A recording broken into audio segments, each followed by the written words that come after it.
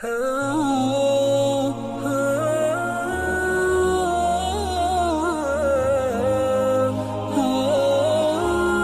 الله الرحمن الرحيم. الحمد لله نحمده ونستعينه ونستغفره ونؤمن به ونتوكل عليه ونعوذ بالله من شرور أنفسنا ومن سيئات أعمالنا. من يهده الله فلا مضل له ومن يضلله فلا هادي له.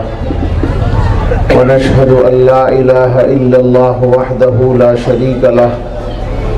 ونشهد أن سيدنا ونبينا ومولانا محمدا عبده ورسوله صلى الله تعالى عليه وعلى آله وأصحابه وبارك وسلم تسليما كثيرا. أما بعد فأعوذ بالله من الشيطان الرجيم. بسم الله الرحمن الرحيم. وما أرسلنا من رسول إلا ليطاع بإذن الله. صدق الله العظيم. قال رسول الله صلى الله عليه وسلم: لا يؤمن أحدكم حتى يكون هواه تبعا لما جئت به، أو كما قال عليه الصلاة والسلام. سبحان ربك رب العزة عما يصفون وسلام على المرسلين والحمد لله رب العالمين. اللهم صل على سيدنا محمد وعلى آل سيدنا محمد وبارك وسلم. اللهم صل على سيدنا محمد وعلى آل سيدنا محمد وبارك وسلم. اللهم صل على سيدنا محمد وعلى آل سيدنا محمد مبارک وسلم. خاک کا ایک ذرہ ذکر مہوشاں کیسے کرے، خاک کا ایک ذرہ ذکر مہوشاں کیسے کرے، عشق کے راز نہاں کو وہ عیاں کیسے کرے، مدح آقا کی گدائے بے نشاں کیسے کرے، مشک سے دھوئے زباں کو پھر بیاں ایسے کرے، کشت بیت غم بعشوہ ترک نازک پہ کرے، خوش بیانے مہربانے جانے جانے دل برے. نعت پڑھتا ہوں تیری آقائے من شاہ زمن، نام تیرا کتنا پیارا پاک تن پاکیزہ من، خندرو روشن جبیں غنچہ دہن شیریں سخن، نکہتے زلف معمبر پر فدا مشک ختن، یاسمن رشک سمن جانے چمن یا جانے من، آشنائے دل ربائے خود نمائے خود سرے. تو ہے بحر بے کراں اور میں ذرا سی آبجو، اے سراپا نور تو ہے دو جہاں کی آبرو. مرحبا صلی علی جانے جہانے رنگ و بو، قیصریت تیری آمد سے ہوئی ہے زرد رو. کفر سوزے دل فروزے خوب رو آہستہ خو، پاک دینے پاک بینے خوش ترظہر خوش ترے. اخترے تاباں کہوں یا ایک مہ کامل تجھے، میں کہوں کونوں مکان کی جان یا پھر دل تجھے. میں سمجھتا ہوں نشان جادہ و منزل تجھے، دل کھینچیں بے ساختہ وہ ہے کشش حاصل تجھے. نازنین محجبین دل کشے یا دل کشے، جاں گدازے دل نوازے گوہرے یا اخترے. کوچے جانا گئے تو بن کے دیوانہ گئے، بادئے عشق و محبت پی کے مستانہ گئے. صبر آیا جب نہ ہم کو پھر تو روزانہ گئے، نعت یہ پڑھتے ہوئے بے اختیارانہ گئے. سادہ آزادہ مستانہ جانانہ، مست چشمے دیر خشمے طرف زیبا منظرے. اے سراپا خلق تیری ذات ہے ہر دل عزیز، تیرے صدقے میں خدا نے دی ہمیں عقل و تمیز، توڑنا دم تیرے در پر جان و دل سے ہے عزیز، تیرے در کی خاک ہی سرما بنانے کی ہے چیز، بے قرارم اشک بارم سخت زارم اے عزیز، دل برد جاں آورت ہر دم بطرز دیگرے صلی اللہ علیہ وسلم۔ اللہ تعالیٰ اپنے بندوں کو مختلف انداز سے سعادتوں سے نوازتے ہیں، اپنی رحمتوں سے اور نعمتوں سے نوازتے ہیں۔ اگر ایمان والے بندوں کو اپنے آقا، ساری دنیا کے آقا، رحمت للعالمین، خاتم النبیین، سید الاولین والآخرین، حضرت محمد الرسول اللہ صلی اللہ تعالی علیہ وسلم کا ذکر خیر کرنے اور سننے کا موقع ملے تو یہ بھی اللہ تعالیٰ کی طرف سے ایک خاص رحمت ہے۔ لیکن ایک میرے جیسے بے علم گناہگار کے لیے ایسا موقع بڑی آزمائش کا ہوتا ہے۔ ایک طرف تو یہ کہ یہاں حضرات علماء کرام بڑی تعداد میں ہیں اور کلکتہ اپنی ہر قسم کی ترقی کے اعتبار سے چاہے کسی بھی طرح کے دور سے گزر رہا ہو، لیکن بہرحال اس کی اپنی ایک رونق ہے، اور خاص طور سے ہم سب کے محبوب خطیب، اور اب تو ان کو خطیب الہند بھی کہا جا سکتا ہے، حضرت مولانا ابو طالب رحمانی صاحب دامت برکاتہم، ان کی موجودگی میں اور ان کے بیان کے بعد میرے جیسا گونگا آدمی کیا بولے اور کیا بات کرے، یہ ایک آزمائش ہے۔ اور پھر دوسری طرف یہ بات کہ موضوع ہے سیرت نبوی علی صاحب الصلاۃ والسلام کا، لیکن بات یہ ہے کہ جب ایسی سعادت حاصل کرنے کا موقع کسی انسان کو ملتا ہے تو چھوڑنا ممکن نہیں ہوتا اور چھوڑنا صحیح بھی نہیں ہوتا۔ کیا کہنا ہے اور کس طرح کہنا ہے یہ تو اللہ کے ہاتھ میں ہے، جیسے اللہ تعالیٰ کہلوانا چاہیں کسی سے، لیکن ان کا نام لے کر، ان کا ذکر کر کے اپنی قسمت سنوارنا یہ تو ہماری کوشش ہونی چاہیے۔ زباں پہ بار خدایا یہ کس کا نام آیا کہ میرے نطق نے بوسے میری زباں کے لیے۔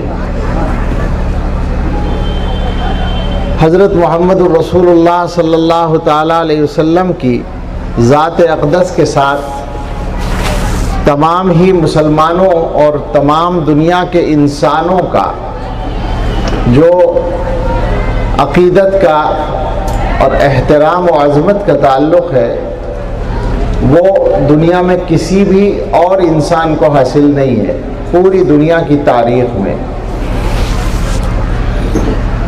اس لیے اگر ہم یہ سوچیں کہ ہمارے کمزور الفاظ، ہماری معمولی باتیں ہمارے آقا کی عظمت کو بیان کرنے کے سلسلے میں کچھ کر سکیں گی تو یہ ہماری خوش فہمی کی بات ہوگی۔ البتہ اپنی سعادت کے لیے ہم بات کریں گے اور ضرور کریں گے، اور دو قسم کی باتیں ہم کریں گے۔ ایک تو اپنے آقا کی عظمت کی، وہ عظمت جس کے سلسلے میں بڑے بڑے زبان دانوں نے، بڑے بڑے لسانوں نے، بڑے بڑے صحبانوں نے، بڑے بڑے خطیبوں نے، بڑے بڑے فصیح اور بلیغ لوگوں نے اپنے عاجز ہونے کا اعتراف کیا ہے۔ عام طور پر ایسے موقع پر سیدنا حسان ابن ثابت رضی اللہ تعالی عنہ کا شعر ذکر کیا جاتا ہے کہ انہوں نے حضور کی تعریف کرتے کرتے جب یہ کہا کہ انک قد خلقت کما تشاء، گویا آپ ایسے پیدا کیے گئے جیسے آپ چاہتے ہوں، تو گویا اپنی عاجزی کا اعتراف کر لیا کہ میں آپ کا وصف بیان نہیں کر سکتا۔ بالکل صحیح بات ہے یہ کہ حضرت حسان رضی اللہ تعالیٰ عنہ جو امام الشعراء ہیں، جو شاعر رسول ہیں صلی اللہ علیہ وسلم، انہوں نے جب اس طرح کہا تو اور کسی کی کیا ہمت ہو سکتی ہے۔ لیکن مجھے ایک تعجب ہوتا ہے، حضرت حسان تو صحابی رسول بھی ہیں، لہٰذا اعلیٰ درجے کے عاشق رسول بھی ہیں۔ ہمیں اردو میں جو ہمارے ملک کا سب سے بڑا شاعر مرزا غالب ہے، جو فارسی کا بھی اتنا ہی بڑا شاعر ہے اور بالکل آزاد انسان ہے اور دنیا کے ذہین ترین انسانوں میں اس کا شمار ہوتا ہے، وہ اپنے فارسی کلام میں جب یہ کہتا ہے تو تعجب ہوتا ہے کہ غالب ثنائے خواجہ بیزداں گذاشتے کہاں ذات پاک مرتبہ دانے محمد است۔ غالب حضور کی تعریف ہم نے اللہ کے اوپر چھوڑ دی ہے، اس لیے کہ وہی ذات ہے جو حضرت محمد صلی اللہ تعالیٰ علیہ وسلم کے مرتبے کو جانتی ہے۔ غالب جیسا تیز و ترار آدمی اگر یہ بات کہتا ہے تو تعجب کی بات ہے، اور اس سے سمجھ میں آتا ہے کہ معاملہ کیا ہے۔ کوئی لفظوں میں کیسے بتائے، ان کے رتبے کی حد ہے تو کیا ہے، ہم نے اپنے بڑوں سے سنا ہے، صرف اللہ ان سے بڑا ہے۔ اللہ تعالیٰ نے قرآن کریم میں حضور علیہ الصلاۃ والسلام کے سلسلے میں بہت سی باتیں ارشاد فرمائی۔ ایک چھوٹی سی آیت ہے، ایک ٹکڑا ہے، وہ وَرَفَعْنَا لَكَ ذِكْرَكَ، ہم سب جانتے ہیں، اس پر غور کرتے ہیں تو سارا قصہ سمجھ میں آتا ہے کہ وہ ذات جس کے ہاتھ میں ساری کائنات ہے، جس نے ساری کائنات کو پیدا کیا ہے، جس نے عزت و شہرت کو بھی پیدا کیا ہے، وجود دیا ہے، جس نے دنیا کے اندر لوگوں کو عزت دی ہے اور جس کے ہاتھ میں عزت اور ذلت سب کچھ ہے، اس نے جب یہ کہا وَرَفَعْنَا لَكَ ذِكْرَكَ، ہم نے آپ کے لیے آپ کے ذکر کو بلند کر دیا، تو اب یہ ہو ہی نہیں سکتا تھا کہ دنیا کی کوئی بھی طاقت حضرت محمد صلی اللہ تعالیٰ علیہ وسلم کے ذکر کو نیچا کر دکھائے، یہ ممکن نہیں تھا، اس لیے کہ یہ اللہ تعالیٰ کے ارادے اور مرضی کے خلاف بات تھی، اور اللہ کی مرضی کے خلاف دنیا میں کچھ نہیں ہوتا۔ اللہ تعالیٰ جو چاہتے ہیں وہی ہوتا ہے۔ اللہ نے چاہا حضرت محمد صلی اللہ تعالیٰ علیہ وسلم کا ذکر اونچا ہو تو اب دنیا ناک رگڑے جو چاہے کرے، اس کے بس میں یہ بات نہیں ہے کہ وہ نام محمد کو نیچا کر دکھائے۔ اور پھر جب آپ یہ غور کریں گے کہ یہ آیت کن حالات میں نازل ہوئی، علماء جانتے ہیں کہ یہ سورہ علم نشرہ کی آیت ہے اور یہ مکی صورت ہے، مکہ مکرمہ میں نازل ہوئی، یعنی ایسے ماحول میں جہاں حضور صلی اللہ تعالیٰ علیہ وسلم کے بارے میں کوئی امید کی بات کرنا آسان نہیں تھا، جہاں عزت تو بعد کی بات ہے، جان محفوظ نہیں تھی، جہاں پر ایک معمولی باندی کسی شخص کی وہ یہ ہمت کر سکتی تھی کہ آپ کے راستے میں کوڑا ڈال دے یا آپ کے ساتھ گستاخی کرے، آپ کے اوپر گندگی ڈال دے، یا جہاں ایک معمولی آدمی سجدے کی حالت میں آپ کی گردن پر اونٹ کی اوجھڑی لا کر ڈالنے کی گستاخی کر سکتا تھا، اور جس ماحول میں اوباش لوگ آپ کے اوپر پتھر بھی برسا سکتے تھے، یہ سب واقعات پیش آئے ہیں، اس ماحول میں کہ جہاں جان کا محفوظ ہونا یقینی نہیں تھا، اس ماحول میں اللہ تعالیٰ نے یہ آیت نازل فرمائی وَرَفَعْنَا لَكَ ذِكْرَكَ، ہم نے آپ کے ذکر کو بلند کر دیا، تو سمجھ میں آتا ہے کہ یہ قادر مطلق کا کام تھا، اس کا فیصلہ تھا کہ حضرت محمد صلی اللہ تعالیٰ علیہ وسلم کا نام دنیا میں بلند ہوگا اور ہوتا رہے گا، جتنا زمانہ آگے بڑھتا جائے گا نام محمد اتنا اونچا ہوتا چلا جائے گا، یہ اللہ کا فیصلہ ہے۔ دنیا کے اندر جو طاقتیں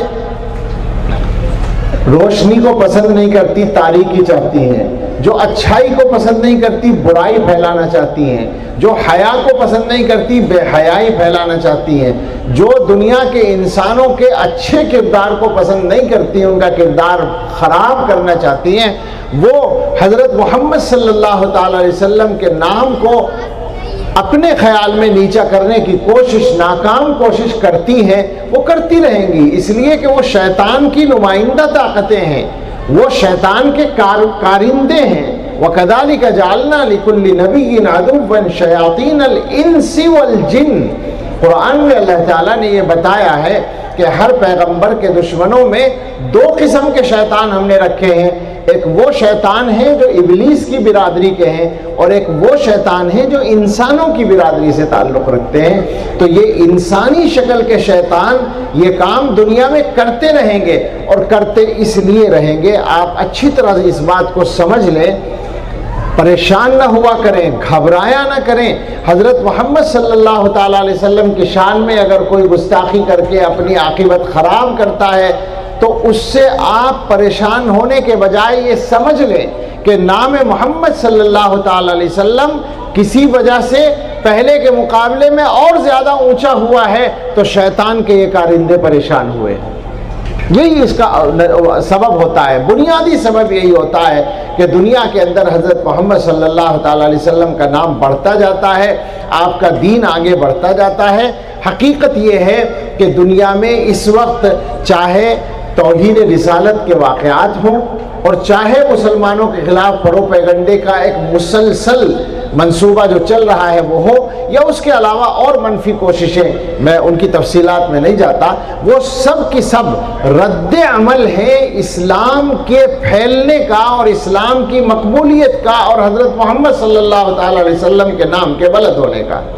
وہ اصل میں پریشان ہو جاتے ہیں، وہ یہ دیکھتے ہیں کہ مسلمان بظاہر کمزور ہیں، ابھی مولانا نے جیسے اشارہ بھی کیا، کچھ نظر نہیں آتا ان کے پاس، لیکن ان کا دین مٹائے نہیں مٹتا، ان کا دین اپنی طاقت کے بل پر، دین میں یہ کہہ رہا ہوں اپنی طاقت سے پھیلتا چلا جاتا ہے۔ دنیا میں کوئی آدمی پریشان ہوتا ہے اور وہ صحیح رخ پر سوچنے کا اس کو موقع ملتا ہے تو وہ حضرت محمد صلی اللہ تعالیٰ علیہ وسلم کے غلاموں میں اپنے آپ کو شامل کرنا پسند کرتا ہے۔ یہ دنیا میں روزانہ ہو رہا ہے اور ہوتا چلا جا رہا ہے، اور اللہ تعالیٰ کو اس دنیا کے ساتھ خیر کرنا منظور ہے تو یہ چیز بڑھتی چلی جائے گی، اور یہ سلسلہ دراز ہوگا، ہمارے ملک میں بھی ہوگا اور ساری دنیا میں ہوگا انشاءاللہ تعالی۔ تو حضور علیہ الصلوۃ والسلام کا جو نام مبارک ہے اس کے بارے میں ہم جیسے لوگ کیا کہہ سکتے ہیں؟ کسی نے کہا ہے کہ تو درودوں میں ہے، تو سلاموں میں ہے، تو اذانوں میں ہے، تو نمازوں میں ہے، تو درودوں میں ہے، تو سلاموں میں ہے، تو اذانوں میں ہے، تو نمازوں میں ہے، سارے عالم میں پھیلی ہے خوشبو تیری، سارے جگ میں تیرے نام لیوا بہت، صلی اللہ تعالیٰ علیہ وسلم۔ ہم جو بات کہنا چاہتے ہیں وہ یہ ہے کہ حضور علیہ الصلوۃ والسلام کی ذات اقدس اپنی جگہ پورے طور پر محفوظ ہے، اللہ تعالیٰ کی طرف سے آپ کا مقام محفوظ ہے، اور اللہ تعالیٰ نے اس کے نمونے دنیا کو دکھائے ہیں۔ مجھے ایک چھوٹی سی بات یاد آئی، میں کسی ایک پروگرام میں تھا تو وہاں ایک نعت پڑھنے والے نے نعت پڑھی، 10-12 سال پہلے کی بات ہے، اس وقت تک وہ نعت میں نے نہیں سنی تھی، پہلی بار سنی۔ اس میں ایک شعر آیا، اور شعر کا پس منظر ذرا سا جاننا پڑے گا۔ مضمون یہ تھا کہ وہ جو سائنسداں پہلی بار چاند پر گئے 1969 میں، روس کے اور امریکہ کے سائنسدانوں نے چاند پر قدم رکھا، اس کی تفصیلات سے آپ لوگ واقف ہیں اور حقیقت کیا ہے اس سے بھی واقف ہیں۔ بہرحال وہ ہوا کہ صاحب وہ چاند پہ گئے ہیں، اور ساری دنیا میں ایک شور ہوا کہ انسان نے سب سے لمبی چھلانگ لگائی ہے اپنی تاریخ کی کہ چاند پہ قدم رکھ دیا ہے۔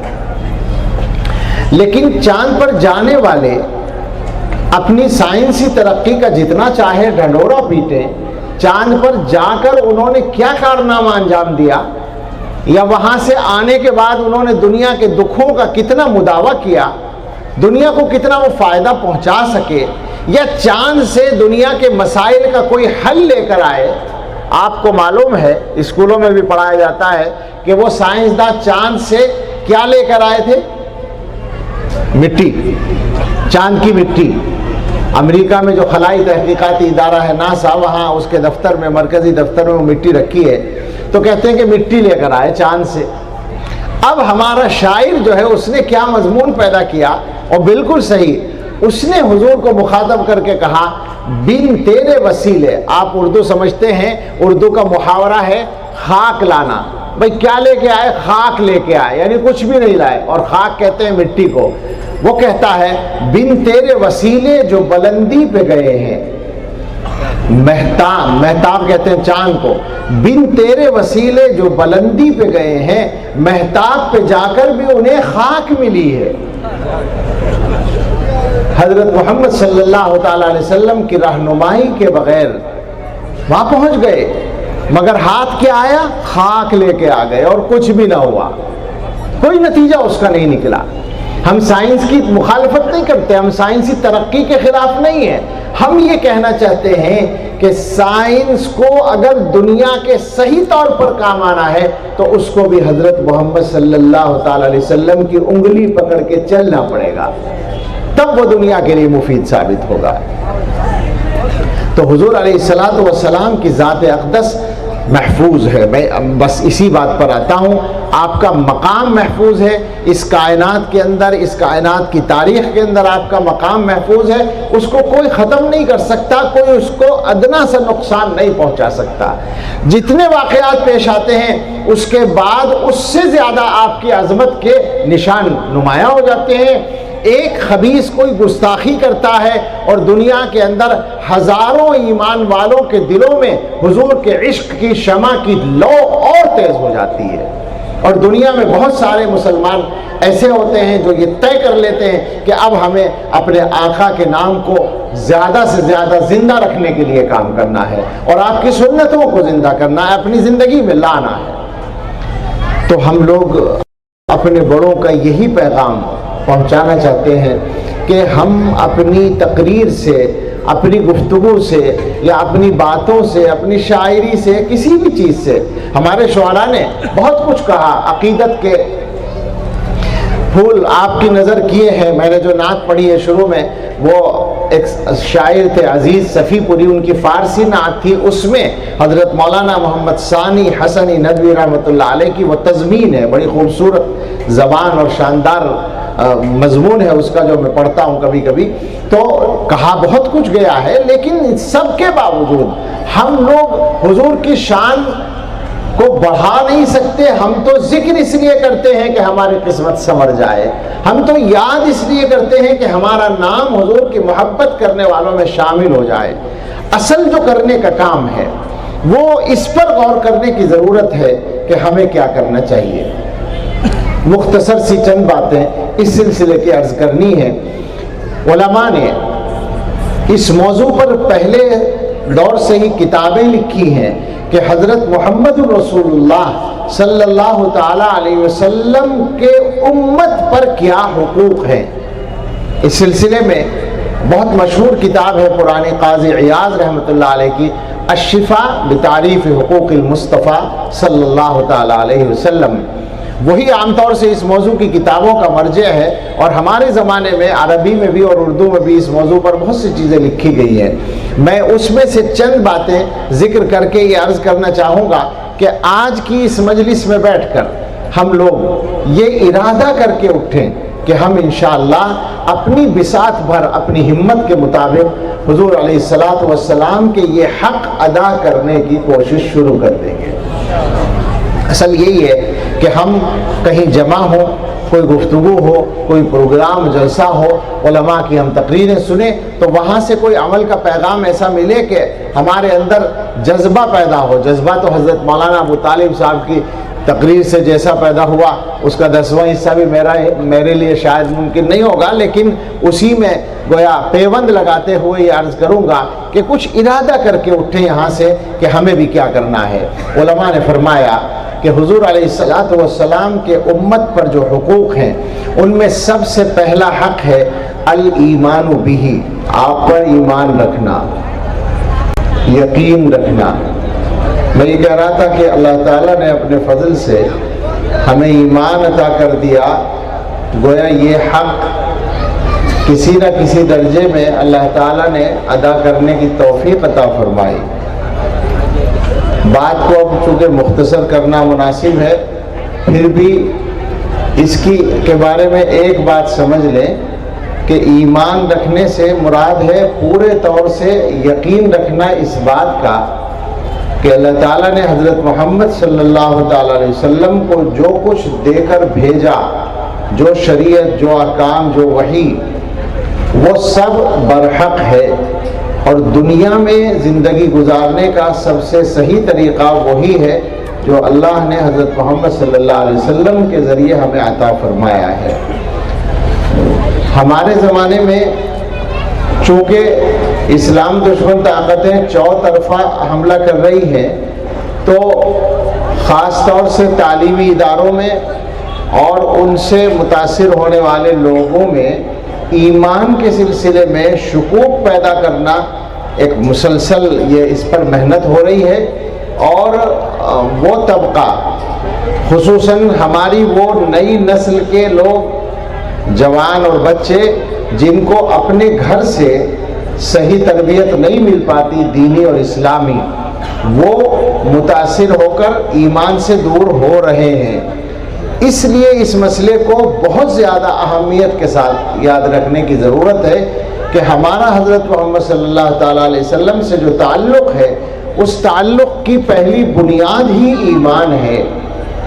اور ایمان کیسا کہ رضیت باللہ ربا وبالاسلام دینا وبمحمد رسولا، اللہ کی توحید پر، اللہ کی ربوبیت پر غیر متزلزل یقین ہو، دنیا کی کوئی طاقت شک پیدا کرے تو شک نہ آئے، دین اسلام کے برحق ہونے پر پورا یقین ہو، کسی کے شک پیدا کرنے سے دل میں کوئی تردد نہ آئے، حضرت محمد صلی اللہ تعالیٰ علیہ وسلم کی شخصیت پر پورا اعتماد ہو، اور ان تینوں چیزوں پر انسان کا ایمان اطمینان والا ہو، یہ ہے الایمان بھی۔ دوسرا حق جو علماء نے بیان کیا، اب ظاہر ہے کہ اگر صرف ایمان پر ہی بات کریں تو ایک لمبی بات ہو سکتی ہے، لیکن بات کو سمیٹنا ہے۔ دوسرا حق محبت ہو، حضور علیہ الصلاۃ والسلام کا حق یہ ہے کہ ہم آپ سے محبت کریں صلی اللہ علیہ وسلم۔ یہ حق بھی اللہ تعالیٰ نے اپنی طرف سے، اپنے کرم سے خود ہی ہمیں عطا کر دیا، اس کی توفیق عطا کر دی۔ ہمارے دلوں کے اندر اللہ نے حضور کی محبت ڈال دی، اور یہ شاید اس لیے کیا گیا تاکہ ہمارا ایمان صحیح سلامت رہے۔ مسلمانوں کے پاس مشکل حالات میں، دنیا کے مختلف قسم کے حالات ہوتے ہیں جن کو مشکل کہا جاتا ہے، کبھی دنیا کی مصیبتیں ہوتی ہیں، آفتیں آتی ہیں، اور کبھی شیطان کے کارندوں کی طرف سے ایمان سے ہٹانے والے حملے ہوتے ہیں۔ ان دونوں قسم کے مشکل حالات میں مسلمان کو دین سے، ایمان سے، اللہ سے جو چیز جوڑے رکھتی ہے وہ حضرت محمد صلی اللہ تعالیٰ علیہ وسلم کی محبت ہے۔ حضور کی محبت مسلمانوں کے دل میں اللہ تعالیٰ نے رکھ دی ہے۔ کس طرح رکھی ہے؟ ہمارے پڑوس کے ایک مصنف ہیں، وہ سرکاری بڑے افسر بھی تھے، قدرت اللہ شہاب، ان کی کتاب آپ میں بہت سے لوگوں نے پڑھی ہوگی، شہاب نامہ۔ انہوں نے ایک واقعہ لکھا ہے، ایک زمانے میں وہ ڈپٹی کمشنر تھے، لوگوں کے مسائل سنتے تھے بیٹھ کر اور حل کرتے تھے۔ ایک آدمی ان کے پاس آیا، اس نے آ کر یہ کہا کہ میرا یہ مسئلہ ہے، میں اس کے لیے بہت دنوں سے پریشان ہوں، اور اب چند دن پہلے میں نے خواب دیکھا کہ میرے آقا صلی اللہ تعالیٰ علیہ وسلم تشریف لائے اور آپ نے فرمایا کہ فلاں کے پاس چلے جاؤ، وہ تمہارا کام کر دے گا۔ ان صاحب کا نام لیا، ڈپٹی کمشنر صاحب۔ تو وہ یہ کہتے ہیں کہ مجھے ایک دفعہ کو یہ خیال آیا کہ میری کیا حیثیت ہے کہ حضور میرا نام لے کر اس کو میرے پاس بھیجیں، شاید اس نے اپنی طرف سے جھوٹ بولا ہوگا۔ تو یہ شک پیدا ہوا، اور میں نے اس سے کہہ دیا کہ بھائی تم نے خواب گھڑ تو نہیں لیا اپنی طرف سے، جھوٹ تو نہیں بول رہے؟ تو آپ اس کا جواب سنیں، عجیب جواب ہے۔ اس نے کہا کہ جناب جھوٹ بولتا تو اللہ کے نام پہ بولتا، محمد کے نام پہ کیسے جھوٹ بول سکتا ہوں؟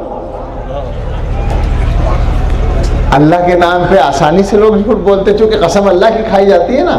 آپ نے دیکھا ہوگا کہ بعض لوگ قسم کھاتے ہیں اور اتنی قسم کھاتے ہیں کہ واقعی گناہ کبیرہ بن جاتا ہے، اور زیادہ قسم کھانے والے لوگ عام طور سے جھوٹے ہوتے ہیں، جو کثرت سے قسم کھا کھا کر اپنی باتوں کا یقین دلاتے ہیں. تو اس نے کہا کہ جھوٹ بولنا ہوتا تو اللہ کے نام پہ بولتا، محمد صلی اللہ علیہ وسلم کے نام پہ جھوٹ کیسے بول سکتا ہوں. یہ ہے وہ محبت جو مسلمانوں کے دل میں اللہ تعالیٰ نے اپنی طرف سے رکھ دی ہے. اب یہ بات الگ ہے کہ اس محبت کا کتنا تقاضا ہم پورا کرتے ہیں، لیکن اس میں کوئی شک کی گنجائش نہیں ہے کہ الحمدللہ ایمان والوں کے دل میں حضور علیہ الصلاۃ والسلام کی محبت ہے، اور اس محبت کا کوئی مقابلہ نہیں ہے. وہ جو حضور نے فرمایا تھا کہ میری محبت اپنی اولاد سے اور والدین سے، یہاں تک کہ اپنی ذات سے زیادہ ہونی چاہیے. اللہ کا شکر ہے کہ یہ نعمت اللہ تعالیٰ نے اپنے فضل سے ہم سب کو عطا فرما رکھی ہے. اس کی بھی بہت سی تفصیلات ہیں لیکن ان کو سمیٹتے ہیں. تیسرا نمبر ہے آپ کے حقوق کا اتباع، آپ کا اتباع کرنا صلی اللہ علیہ وسلم.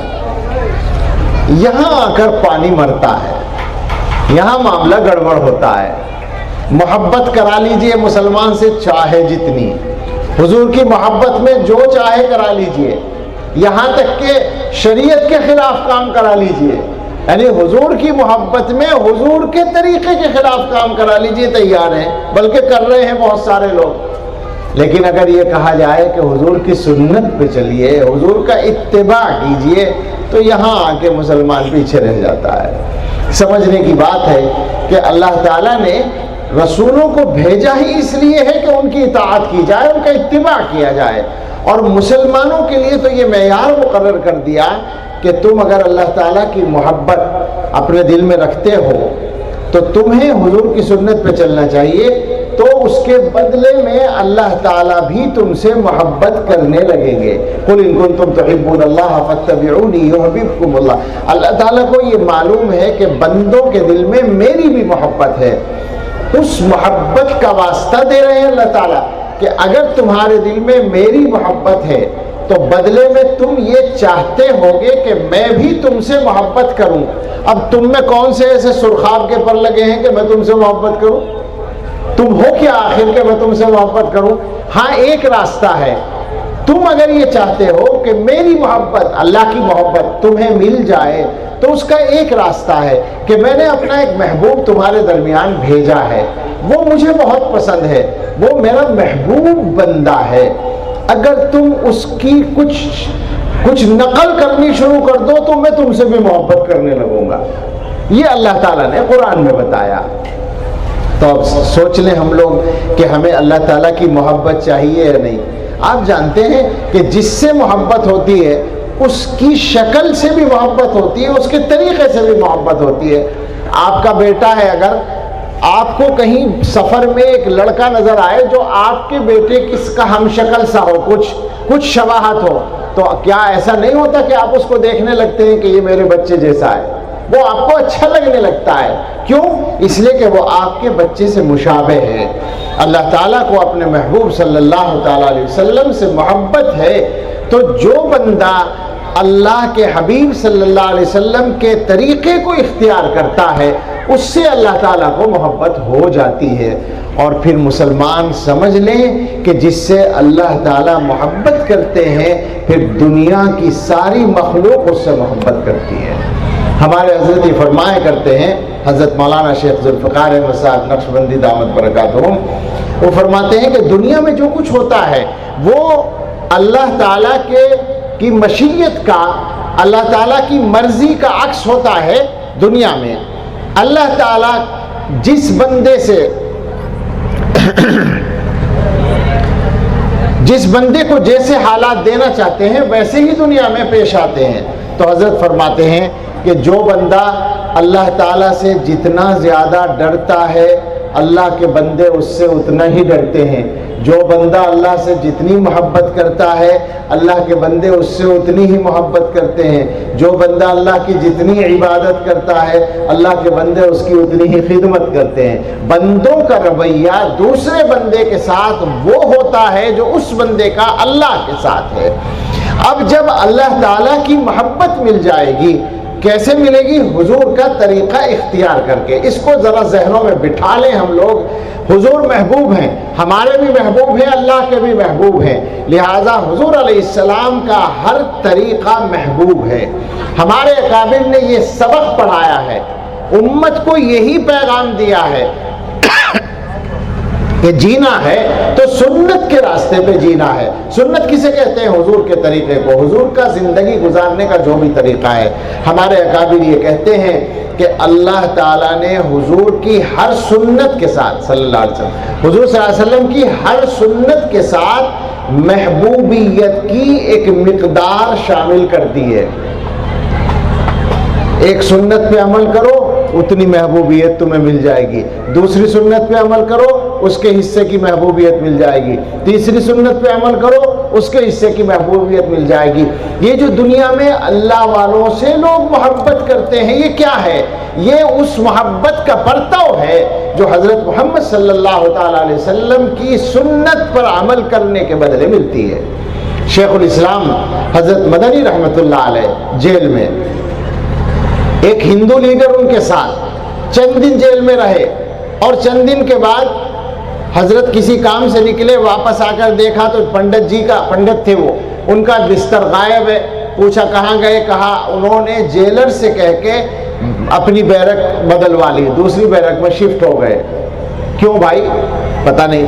حضرت ان کے پاس گئے اور جا کے بڑی معذرت کے انداز میں فرمانے لگے کہ پنڈت جی شاید آپ کو مجھ سے کوئی تکلیف پہنچی جس کی وجہ سے آپ نے میرے ساتھ رہنا پسند نہیں کیا.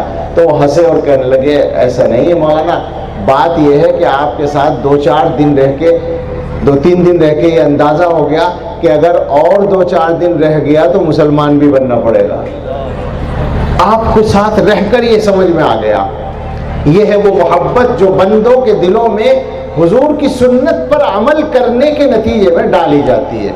اور ہمارے اکابر کا سنت پہ عمل کرنے کا معاملہ یہ ہے، انہی حضرت مدنی رحمۃ اللہ علیہ کا واقعہ ہے کہ انہوں نے ایک مرتبہ سبق میں فرمایا، ان کی عادت تھی کہ وہ ٹھہر ٹھہر کر بولتے تھے، بات پوری طرح سمجھ میں آ جائے. سبق میں فرمایا کہ میں الحمدللہ جلدی جلدی بولنے پر بھی قادر ہوں، مگر یہ ٹھہر کر بولنے کی عادت میں نے بہت مجاہدہ کر کے ڈالی ہے، اس لیے کہ حضرت محمد صلی اللہ تعالیٰ علیہ وسلم ٹھہر ٹھہر کر بات کرتے تھے.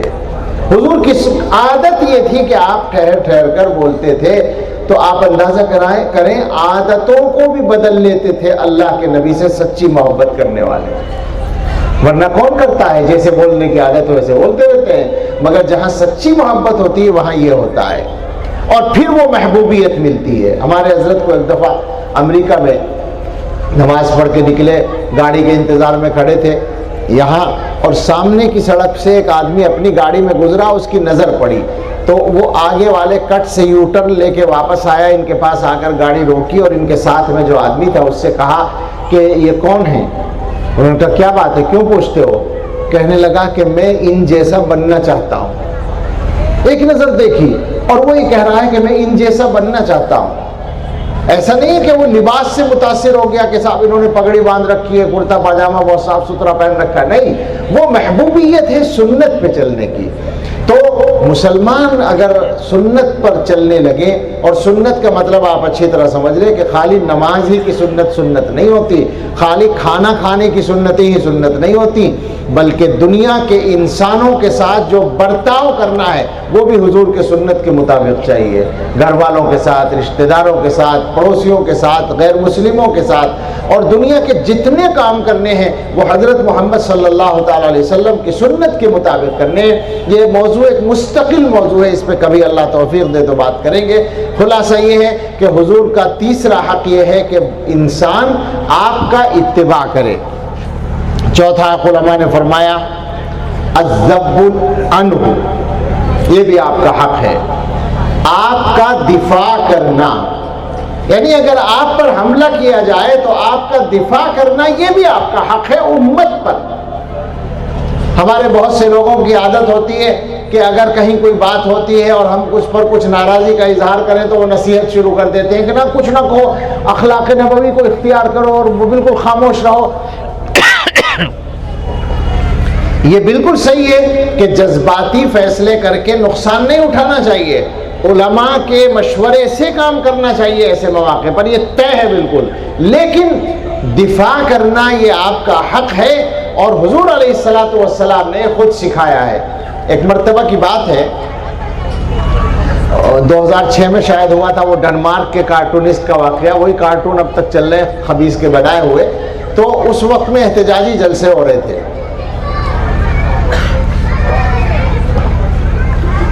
ایک جلسے میں مجھے جانے کا اتفاق ہوا۔ جلسے سے پہلے ایک صاحب کے یہاں چائے کا نظام تھا اور وہ اس علاقے کے بہت بڑے لیڈر تھے، مسلم لیڈر، اور پڑھے لکھے آدمی تھے، علی گڑھ کے پڑھے ہوئے۔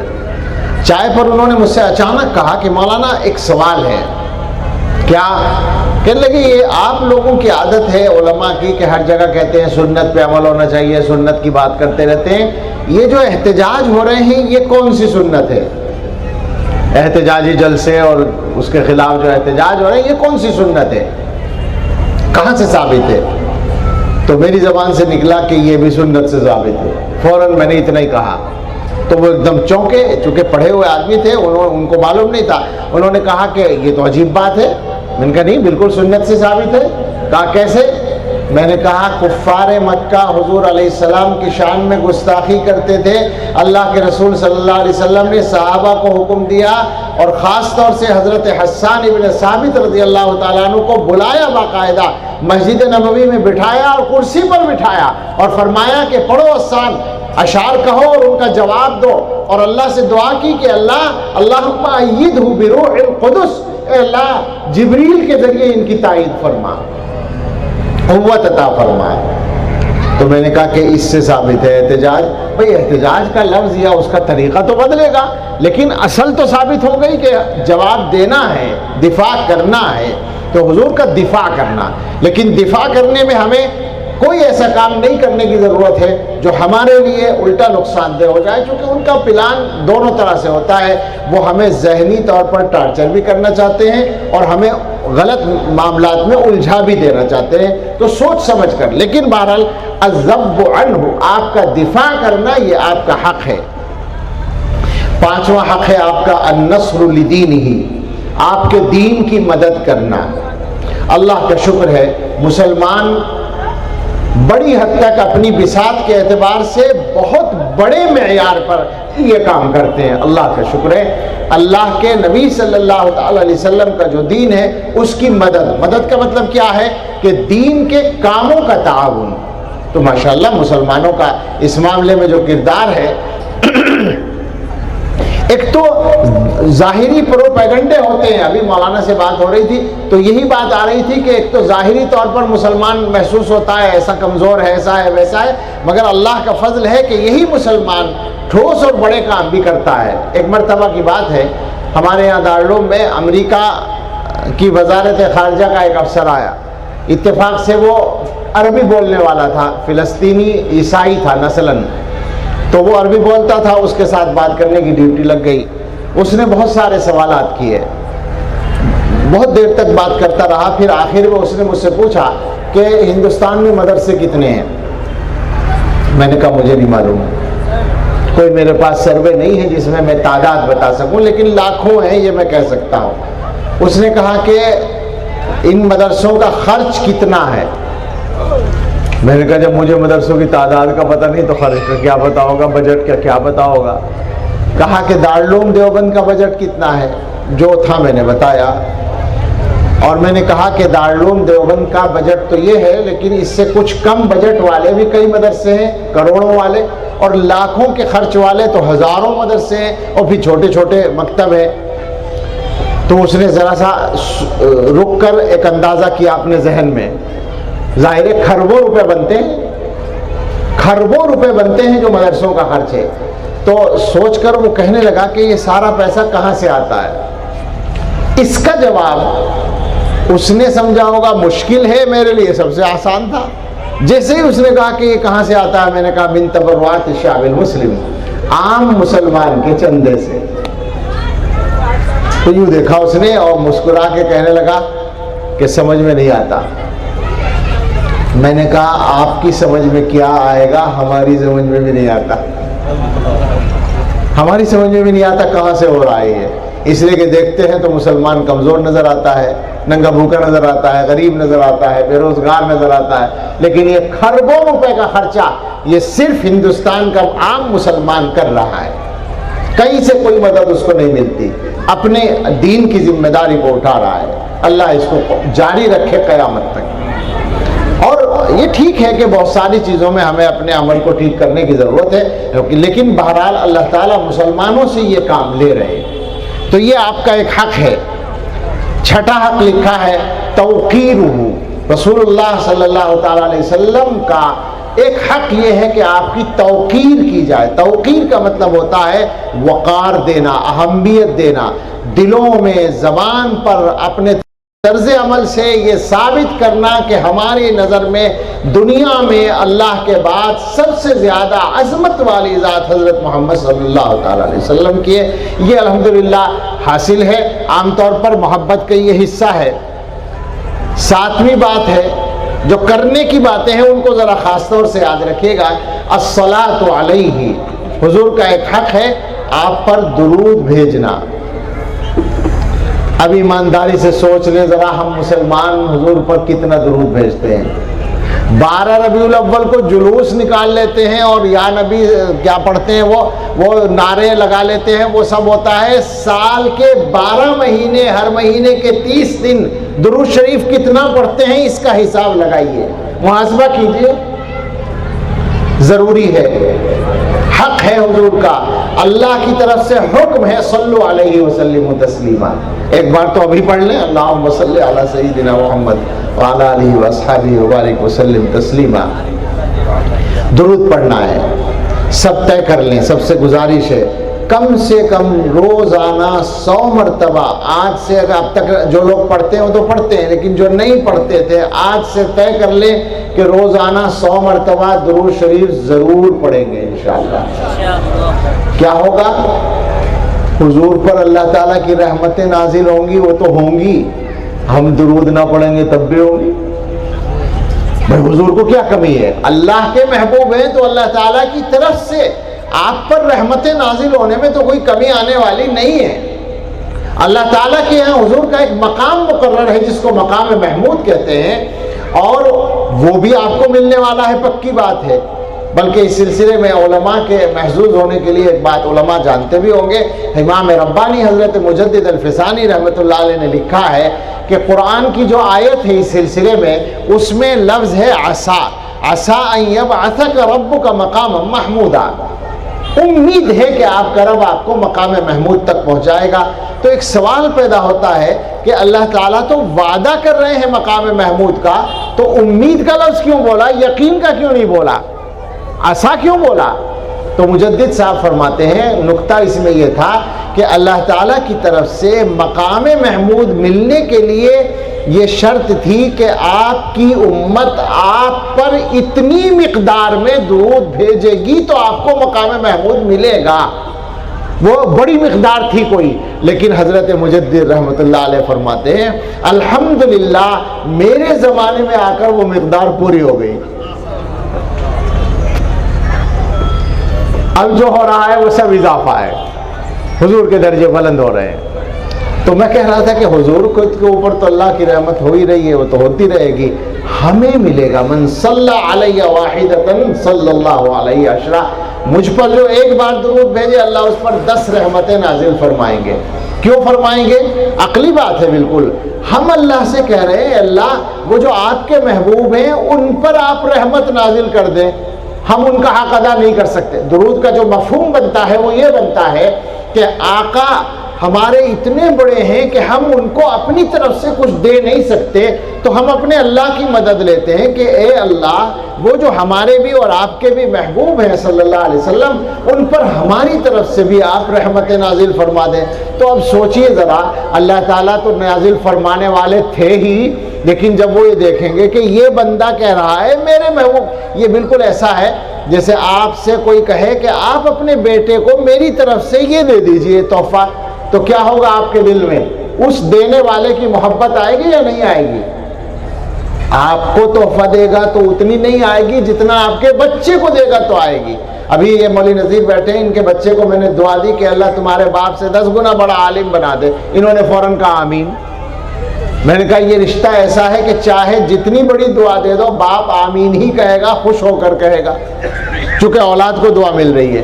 تو جب ایک بندہ اللہ سے یہ درخواست کر رہا ہے کہ اللہ آپ کے جو محبوب ہیں اور ہمارے بھی محبوب ہیں ان پر آپ رحمت نازل فرما دیں، تو اللہ تعالیٰ کہیں گے یہ بندہ میرے محبوب پر رحمت نازل کرنے کے لیے کہہ رہا تو میں اس کو کیوں محروم کروں، اس پہ بھی مجھے رحمت نازل کرنی ہے۔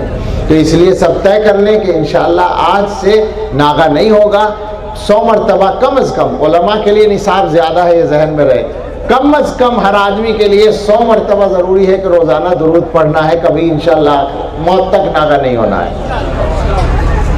اس کے بعد ہے نمبر 8، موالات و اولیاء و بغض اعدائہ، حضور کے دوستوں سے دوستی رکھنا اور دشمنوں سے بغض رکھنا، یہ بھی آپ کا ایک حق ہے۔ جو لوگ حضرت محمد صلی اللہ تعالی علیہ وسلم کے دوست ہیں، دوست کون ہوتا ہے؟ جو دوست کے طریقے پر ہوتا ہے۔ تو جو لوگ حضور کے طریقے پر چلنے والے ہیں ان سے محبت رکھنا، ان سے تعلق رکھنا، اور جو آپ کے دشمن ہیں، کسی بھی قسم کے دشمن ہوں، چاہے وہ لوگ ہوں جو آپ کے دین سے کے دشمن ہیں اس لیے آپ کے دشمن ہیں، چاہے وہ لوگ ہوں جو دین کے اندر بدعتیں پھیلاتے ہیں اور اس وجہ سے وہ آپ کے طریقے سے ہٹے ہوئے ہیں، ان سے دل میں یہ ناراضی رکھنا کہ انہوں نے میرے آقا کے طریقے کو بدلا ہے اور یہ میرے آقا کے طریقے پر چلنے والے نہیں ہیں۔ تو حضور کے دشمنوں سے بغض رکھنا اور دوستوں سے دوستی رکھنا، یہ بھی آپ کا ایک حق ہے۔ اور صاحب بہت سارے ہیں، ایک اور ذکر کر کے بات ختم کرتا ہوں۔ ایک حق ہے محبت اہل بیتہ و صحابتہ رضی اللہ عنہم، حضور کے اہل بیت اور صحابہ کرام سے محبت رکھنا، یہ بھی آپ کے حقوق میں سے ہے، حضور کے حقوق میں سے ہے۔ کیوں؟ اس وجہ سے کہ وہ اہل بیت آپ کے اہل بیت ہیں اور وہ صحابہ آپ کے صحابہ ہیں۔ تو جو آدمی اہل بیت سے محبت رکھتا ہے وہ حقیقت میں حضرت محمد صلی اللہ تعالیٰ علیہ وسلم سے محبت رکھتا ہے، جو صحابہ سے محبت رکھتا ہے وہ حقیقت میں حضور سے محبت رکھتا ہے۔ ظاہر سی بات ہے اگر ہمارے گھر والوں سے کوئی تعلق رکھے تو ہم کیا سمجھیں گے؟ یہ آدمی ہم سے محبت رکھتا ہے۔ ہمارے دوستوں سے تعلق رکھے تو ہمیں اچھا لگے گا کہ ہمارے دوستوں کا دوست ہے۔ تو اسی طرح سے آپ کے اہل بیت سے اور آپ کے صحابہ سے محبت رکھنا، یہ بھی حضرت محمد صلی اللہ تعالیٰ علیہ وسلم کے حقوق میں سے ہے۔ یہ 8-9 حق میں نے بیان کیے ہیں، ان میں خاص طور سے 2-3 باتیں ہیں جن کا تعلق عمل سے ہے۔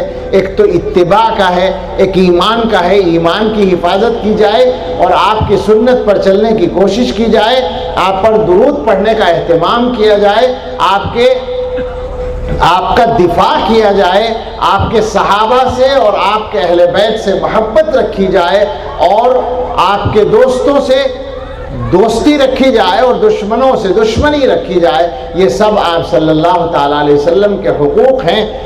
کوشش کریں ہم سب کہ اللہ تعالیٰ ہمیں ایسا بنا دے، اللہ تعالیٰ ہماری کوشش ہوگی، اللہ سے مانگیں گے، اللہ تعالیٰ توفیق دیں گے کہ ہم سے ظاہر ہے حضور کا حق ادا ہونا تو بڑی بات ہے، لیکن حق ادا کرنے کی کوشش کرنے کی توفیق اللہ تعالیٰ ہمیں عطا فرما دے۔ اس کی ہم سب فکر کریں اور ارادہ کریں۔ اللہ رب العزت اپنا فضل فرمائے اور آپ کے اس مجلس کو، اس اجلاس کو قبول فرمائے اور ہم سب کی طرف سے ہمارے آقا صلی اللہ تعالیٰ علیہ وسلم کو 1 بار، 100 بار، 1000 بار، لاکھ بار، کروڑ بار اور لا تعداد بار اللہ تعالی ہماری طرف سے حضور پر رحمتیں نازل فرمائے، ہماری طرف سے درود کا ہدیہ پہنچائے، آمین۔ وآخر دعوانا ان الحمدللہ رب العالمین۔ الحمدللہ رب العالمین والصلاة والسلام علی سیدنا محمد وآلہ واصحابہ اجمعین۔ یا رب لک الحمد کما ینبغی لجلال وجہک وعظیم سلطانک۔ یا رب لک الحمد کما ینبغی لجلال وجہک وعظیم سلطانک۔ جزا اللہ عنا محمدا صلی اللہ علیہ وسلم ما هو اہلہ۔ اللہم صلی علی سیدنا محمد وآلہ واصحابہ کل ما ذکرہ الذاکرون وکل ما غفل عن ذکرہ الغافلون۔ ربنا آتنا فی الدنیا حسنۃ وفی الآخرۃ حسنۃ وقنا عذاب النار۔ ربنا لا تزغ قلوبنا بعد إذ هديتنا وهب لنا من لدنك رحمة إنك أنت الوهاب۔ ربنا هب لنا من أزواجنا وذرياتنا قرة أعين واجعلنا للمتقين إماما۔ ربنا لا تزغ قلوبنا بعد إذ هديتنا وهب لنا من لدنك رحمة إنك أنت الوهاب۔ ربنا اغفر لنا ولإخواننا الذين سبقونا بالإيمان ولا تجعل في قلوبنا غلا للذين آمنوا ربنا إنك رؤوف رحيم۔ ربنا لا تؤاخذنا إن نسينا أو أخطأنا ربنا ولا تحمل علينا إصرا كما حملته على الذين من قبلنا ربنا ولا تحملنا ما لا طاقة لنا به واعف عنا واغفر لنا وارحمنا أنت مولانا فانصرنا على القوم الكافرين ربنا لا تجعلنا فتنة للقوم الظالمين ونجنا برحمتك من القوم الكافرين۔ اللهم إنك عفو تحب العفو فاعف عنا۔ اللهم إننا ضعفاء فقو في رضاك ضعفنا وخذ إلى الخير بناصيتنا واجعل الإسلام منتهى رضائنا، وإنا أذلاء فأعزنا وإنا فقراء فارزقنا۔ اللهم أصلح لنا ديننا الذي هو عصمة أمرنا، وأصلح لنا دنيانا التي فيها معاشنا، وأصلح لنا آخرتنا التي فيها معادنا، واجعل الحياة زيادة لنا في كل خير، واجعل الموت راحة لنا من كل شر۔ اللهم آت نفوسنا تقواها وزكها أنت خير من زكاها أنت وليها ومولاها۔ اے اللہ، ہم آپ کے کچھ بندے یہاں جمع ہوئے ہیں، ہمیں اقرار ہے کہ ہم گناہگار بندے ہیں، ہم کمزور بندے ہیں، ہم عاجز و مسکین بندے ہیں، لیکن اے اللہ ہمارا یہاں جمع ہونا آپ کے پیغمبر صلی اللہ تعالیٰ علیہ وسلم کے نام مبارک کی نسبت سے ہوا۔ اے اللہ، ہم تو آپ کے نام کی بھی لاج نہیں رکھ پاتے، ہم آپ کا کوئی حق بھی ادا نہیں کر پاتے، لیکن اے اللہ آپ کو گواہ بنا کر ہم ایک بات کہنے کی جرات کرتے ہیں کہ اللہ ہم سب کے دلوں میں حضرت محمد صلی اللہ تعالیٰ علیہ وسلم کی ہمارے دلوں میں حضور کی محبت ہے۔ اے اللہ اس محبت کا واسطہ، اے اللہ آپ کو آپ کی رحمت کا واسطہ، اے اللہ آپ کو آپ کے پیغمبر کی عظمت کا واسطہ اپنے فضل سے ہم سب کے گناہ معاف فرما دیجیے اللہ۔ اے اللہ، اے اللہ، گناہ کرتے کرتے ہماری یہ عمریں آ گئی اور اب ہمیں نہیں معلوم کتنا وقت ہمارا باقی ہے۔ اے اللہ، جی یہ چاہتا ہے کہ ہم باقی زندگی گناہوں سے خالی گزار سکیں، تقوی کے ساتھ گزار سکیں۔ اے اللہ، آپ کو تو ہر چیز پر قدرت ہے۔ اے اللہ، ہم گناہ چھوڑ نہیں پاتے مگر آپ چھڑانے پر قادر ہیں۔ اے اللہ، نفس و شیطان کے مقابلے کی طاقت دے دیجئے اور اپنا فضل ہمارے اوپر فرما دیجئے اور ہم سب کو تقوی کی زندگی عطا فرما دیجئے۔ اے اللہ، ہم نے ابھی حضور کے حقوق سنے ہیں، بیان کیے ہیں، اے اللہ ہمیں ادا کرنے کی توفیق عطا فرما دیجئے۔ اے اللہ، خاص طور سے ہمیں حضور کے اتباع کی توفیق دے دیجئے۔ اے اللہ، سنت پر چلنے کی توفیق دے دیجئے۔ اے اللہ، اپنا خاص فضل، خاص رحمت اس پوری امت پہ فرما دیجئے۔ اے اللہ، ہم اقرار کرتے ہیں کہ ہم ویسے نہیں ہیں جیسا ہمیں ہونا چاہیے۔ اے اللہ، ہمارے اندر بہت کوتاہیاں ہیں، بہت خامیاں ہیں، بہت کمیاں ہیں، لیکن اے اللہ یہی امت جیسی کیسی بھی ہے، یہ آپ کے محبوب کا نام لینے والی امت ہے۔ اے اللہ، ہم آپ کو گواہ بنا کر کہتے ہیں کہ ہم آپ کے اور حضور کے نام پر جینا اور مرنا پسند کرتے ہیں۔ اے اللہ ہم آپ کے علاوہ کسی کی عبادت کرنا پسند نہیں کرتے۔ اے اللہ ہم حضور کے علاوہ کسی کے طریقے پر چلنا پسند نہیں کرتے۔ اے اللہ اپنے فضل سے ہماری مدد فرما دیجئے۔ اے اللہ اس امت کو اس کی عظمت رفتہ عطا فرما دیجئے۔ اے اللہ اپنا فضل فرما دیجئے۔ اے اللہ پوری دنیا میں اہل ایمان کے لیے آسانیاں عطا فرما دیجئے، مشکلات دور فرما دیجئے۔ اے اللہ یہ جو مجمع جمع ہوا آپ کی محبت میں آیا، آپ کے محبوب کی محبت میں آیا، ان کو خبر تھی کہ یہاں دنیا کی کوئی چیز تقسیم نہیں ہوگی، مگر یہ جمع ہوئے۔ اے اللہ اس جمع ہونے کو قبول فرما لیجئے، اور اللہ اس جمع ہونے کی برکت سے ہم سب کو سنت کے اتباع کی توفیق دے دیجئے، درود شریف کی پابندی کی توفیق دے دیجئے، قرآن کریم کی تلاوت کی توفیق دے دیجئے، استغفار پڑھنے کی توفیق دے دیجئے، سچی توبہ نصیب فرما دیجئے۔ اے اللہ ہم سب کو جسمانی اور روحانی بیماریوں سے شفا دے دیجئے، ہم میں، ہمارے گھر والوں میں، رشتہ داروں میں، متعلقین میں جو بیمار ہیں اے اللہ سب کو شفاء کامل عطا فرما دیجئے، جو مقروض ہیں ان کے قرضے ادا کرا دیجئے، جو بے گھر ہیں انہیں آرام دہ گھر دے دیجئے، جو بے روزگار ہیں انہیں بابرکت حلال روزگار دے دیجئے، جو مقدموں میں الجھے ہوئے ان سے نکال دیجئے، بری کر دیجئے، جو بے اولاد ہیں انہیں نیک صالح اولاد دے دیجئے، جنہیں بیٹوں کی تمنا ہے انہیں نیک صالح بیٹے دے دیجئے، جن کے بچے کسی پریشانی میں ہیں اللہ ان کی پریشانی دور کر دیجئے۔ اے اللہ ہم سب کے ہماری اولادوں کے سلسلے میں اچھی تمنائیں پوری فرما دیجئے۔ اے اللہ ہمارا اور ہمارے بچوں کا، ہمارے متعلقین کا، پوری امت کا انجام بہتر فرما دیجئے۔ اے اللہ ہر آنے والے وقت کو گزرے وقت سے بہتر بنا دیجئے، اور سب سے بہتر ہم سب کے آخری وقت کو بنا دیجئے۔ اے اللہ ہدایت کے بعد گمراہی سے بچائے رکھیے، اے اللہ صحت کے بعد بیماری سے بچائے رکھیے، اے اللہ عزت کے بعد ذلت سے بچائے رکھیے، اے اللہ اپنی رضا عطا فرما کر ناراضی سے بچائے رکھیے۔ اے اللہ ہر خیر کا سوال کرتے ہیں اور ہر شر سے پناہ چاہتے ہیں، رب کریم اپنے فضل سے عطا فرما دیجئے۔ اللہم انا نسألک خیر المسألۃ وخیر الدعاء وخیر النجاح وخیر العمل وخیر الثواب وخیر الحیات وخیر الممات انک علی کل شیء قدیر۔ اے اللہ ان بھائیوں کو جنہوں نے یہ اہتمام کیا ہم سب کی طرف سے جزائے خیر عطا فرمائیے، جن علماء نے بیانات کیے اللہ ان کے بیانوں کو قبول فرمائیے، اور ہم سب کے لیے اللہ خیر و برکت، عزت، عافیت و سعادت مقدر فرمائیے۔ ربنا تقبل منا انک انت السمیع العلیم وتب علینا انک انت التواب الرحیم، وصلی اللہ تعالی علی خیر خلقہ سیدنا محمد وآلہ واصحابہ اجمعین برحمتک یا ارحم الراحمین۔